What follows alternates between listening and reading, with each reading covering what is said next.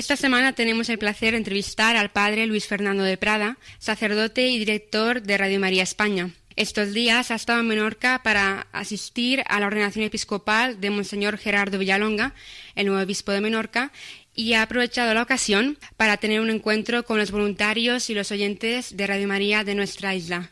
Buenos días, padre, y bienvenido. Muchísimas gracias y un saludo a todos los oyentes. Gracias por estar aquí con todos nosotros. Un placer. Para empezar y para entrar un poco en contexto, le queríamos preguntar un poco los orígenes de Radio María, su experiencia en la emisora. Pues la verdad es que es algo bastante, yo diría casi milagroso, porque es una radio que empezó de la manera más sencillita en un pueblecito que conocí hace unos años de la provincia de Milán. Simplemente, había habido una misión parroquial, entonces como una manera de que esa misión llegara a todas las casas del pueblo, se puso una antena, empezó esa emisora parroquial y en un momento dado se ve que eso puede dar mucho más fruto y entonces el párroco conoce a un seglar que acaba de quedarse viudo y que sentía la llamada de colaborar con la Iglesia en la evangelización a través de los medios. Era un hombre que tenía mucha capacidad empresarial, pero deja su empresa, deja todo para ponerse al servicio de una radio evangelizadora. La extiende por toda Italia y empieza a dar tales frutos que los que la conocen dicen, hombre, esto hay que llevarlo a otros países, y se empieza a extender en África, en América. Esto te estoy hablando del año 1987, más o menos es el nacimiento de Radio María como la conocemos ahora en Italia, y a España llega en 1999. Ha tenido, porque la estructura es bastante peculiar, la verdad. Hay que decir una cosa que puede chocar. Propiamente no es una radio de la Iglesia, es una fundación civil. El presidente siempre es un laico que es voluntario, o sea, él tiene su trabajo, pero como voluntario. Y lo único, eso sí, el contacto con la Iglesia viene de que el responsable editorial siempre tiene que ser un sacerdote nombrado por la jerarquía. Ha habido ya varios sacerdotes, yo soy, me parece que el quinto.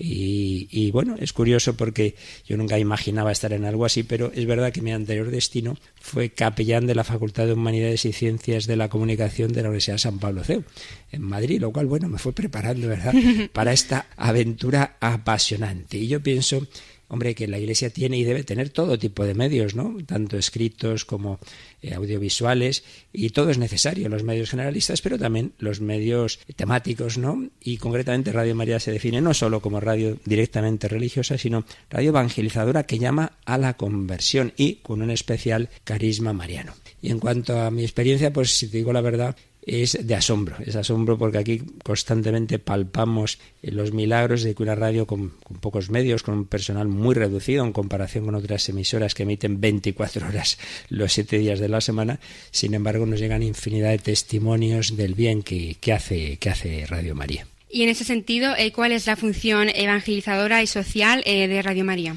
Sí, es una buena pregunta, porque todavía yo creo que queda, no sé aquí en la isla, pero en otros lugares todavía queda cierta idea de como que solo es una radio que reza las viejecitas, ¿verdad?, el rosario y tal y que cual. Y yo no niego que a lo mejor al principio fue especialmente una radio devocional, ¿no? Pero desde luego la evolución que se ha ido produciendo con la ayuda de profesionales que han estado colaborando, hombre, ha hecho que vaya tomando una dimensión bastante seria. Y entonces hay de todo. Hay programas, evidentemente, la oración, la liturgia, las retransmisiones de la Santa Misa, la liturgia de las horas, que es una cosa que muchas personas han conocido, la liturgia de las horas, gracias a Radio María. Muchos laicos no habían asumido eso que decía el Vaticano II, ¿no?, de que la liturgia de las horas no solo es para los sacerdotes y religiosos, sino para todos. Y es verdad que esa es la columna vertebral, la oración, pero también luego están los programas de evangelización, de formación teológica, ha sido famoso y lo sigue siendo, ¿no?, el catecismo, sobre todo cuando muchos años lo hizo el que todavía era párroco y luego ya después obispo, Monseñor Munilla. Muchas personas se han enganchado a Radio María con ese catecismo, ¿no? Pero luego es verdad que hay programas de formación y de promoción social. Muchas personas quizás se sorprenderían, supieran que hay programas de derecho, de psicología, de historia, de arte, de todo tipo de música. Entonces, la verdad es que se llega a muchas personas, y para mí, de lo más consolador en este sentido son los testimonios de conversiones, de personas de nuestro mundo de hoy, ya de esa generación, yo diría de 40 años, por ahí, que buscan, que están en un vacío, que ya han probado un poco de todo y que gracias asombrosamente muchas veces a una palabra que se les mete en el coche es uno de nuestros grandes aliados, cuando menos se lo esperan, les llega una palabra que les toca el corazón. Y la verdad es que en ese sentido, pues sí, una labor evangelizadora y a nivel social yo te diría sobre todo el acompañamiento que hace a infinidad de personas. Muchísimas. Esto me lo dicen mis hermanos sacerdotes muchas veces. Oye, gracias, porque cuando visito los enfermos, claro, yo voy ahí un día, les doy la comunión, pero les dejo ahí y les digo, bueno, pero les dejo con Radio María. Y están tan contentos siempre escuchando Radio María. Entonces, en ese sentido es un acompañamiento. Obispos me han dicho, voy a una residencia de mayores, ¿qué están haciendo? Escuchando Radio María. Bueno, pues la verdad es que es una alegría. Sí, nos comentaba, de hecho, hace unas semanas un sacerdote salesiano de nuestra diócesis que mucha gente le comentaba, ¿no?, que familiares y demás escuchan Radio María, ¿no?, que les acompaña en su día a día. Así es, gracias a Dios. Y porque María, ¿no?, la Madre de Dios, ha sido, obviamente, y sigue siendo para los cristianos de hoy un referente tan necesario. Bueno, por muchas razones, obviamente. Y yo te diría que si nos referimos al cristiano de hoy, estamos todos tentados de lo que la cultura contemporánea nos da, que es pensar que vamos a ser más libres, más auténticos cuando pasamos de Dios, ¿no?, cuando hacemos lo que nos da la gana. Y María, que se llama a sí misma la esclava, sin embargo es la más libre, porque no está condicionada por el pecado, por el que dirán, sino que tiene esa libertad para la que estamos hechos, pero que es la libertad de entregarme a Dios. Entonces, una persona humana, porque Cristo es persona divina, una persona humana,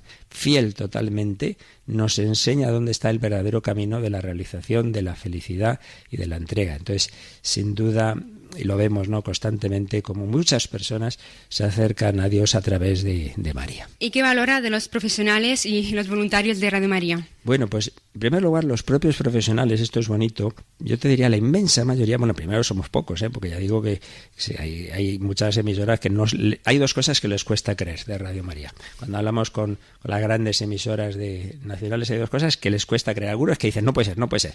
Una, que nos sostengamos económicamente sin publicidad. Dice, solo con donativos, ¿algo tendréis? Pues sí, a San José, a la Virgen, no tenemos más.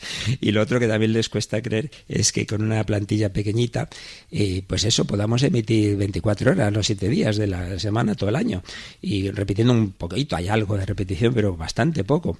Entonces, ¿qué pasa? Los profesionales, los que estamos allí, antes prácticamente todos hemos sido voluntarios. Es decir, es una plantilla muy vocacionada y claro, los voluntarios, pues como su nombre indica, son esos voluntarios, personas que tienen mucho que hacer porque aquí en la iglesia todos estamos metidos en 40 cosas, casi todos están en catequesis y en otras tareas y sin embargo, pues ven que vale la pena. Entonces, yo ante todo valoro esa entrega. Acabamos de tener un encuentro nacional, 250 voluntarios, nos impresionaba ver llegar a Guadarrama en Madrid personas desde Canarias, desde Menorca, increíble, decir, bueno, no tienen nada que hacer un fin de semana, allí los teníamos.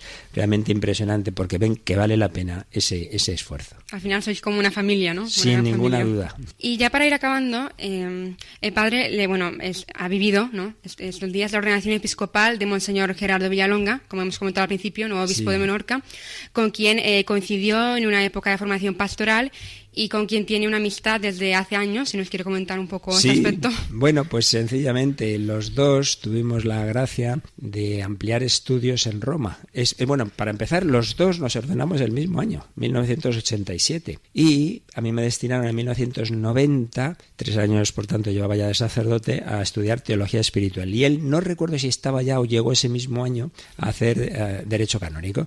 Entonces allí nos acogía con su bondad, nos llevaba a la Universidad Gregoriana, era un poquito así el enlace, ¿verdad? Y bueno, pues ya le conocéis, es de una bondad, de una simpatía. Yo recuerdo nada más llegar a algún comentario simpático, alegre, y bueno, pues esas personas que te quedas siempre en contacto. Y luego encima, pues claro, cuando hemos tenido contacto con los voluntarios de Radio María, como él también les apoyaba, pues hemos hablado con frecuencia, y recuerdo que una vez le dije, si la divina providencia te ordena al obispo, iré a Menorca por primera vez en mi vida. He cumplido la palabra. ¿Se ha cumplido Aquí la estoy. palabra? Pues muchas gracias, padre, por compartir este rato con nosotros y deseamos que vuelva a Menorca muy pronto. Yo espero también. Esto es una maravilla. Muchísimas gracias a ti.